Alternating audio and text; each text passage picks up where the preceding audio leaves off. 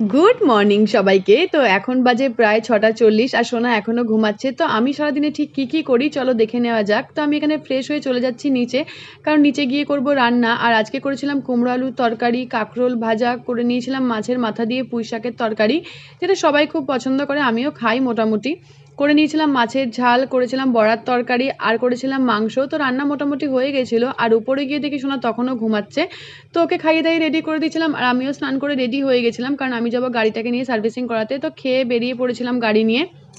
আর আমি গাড়িটাকে এখানেই সার্ভিসিং করতে দিই। তো ওখান থেকে ফিরে আমি সোনাকে পড়তে বসিয়েছিলাম। তো ওর পড়া হয়ে যাওয়ার পরে স্নান করে খাইয়ে দাইয়ে আমি আরও শুয়ে পড়েছিলাম, কারণ বিকেলবেলা ছিল আমার জুম্বা ক্লাস আর আমি এখানে বেরিয়েও পড়েছিলাম। আমাদের পাড়া থেকে আমরা ৩ জন যাই। তো ওখানে গিয়ে দেখি ঋতু আজকে ওয়েট মেশিন নিয়ে এসেছে। তো ওর খুব আনন্দ হয়েছিল, কারণ ওর ওয়েটটা যেহেতু অনেকটা কম হয়েছে আর আমাদের কমেনি। তো এখানে আমরা জুম্বা প্র্যাকটিস করে নিয়েছিলাম আর প্র্যাকটিসের পরে আমরা চলে গেছিলাম একটুখানি ফুচকা খেতে, কারণ আজকে সবার মনটা খুব ভালো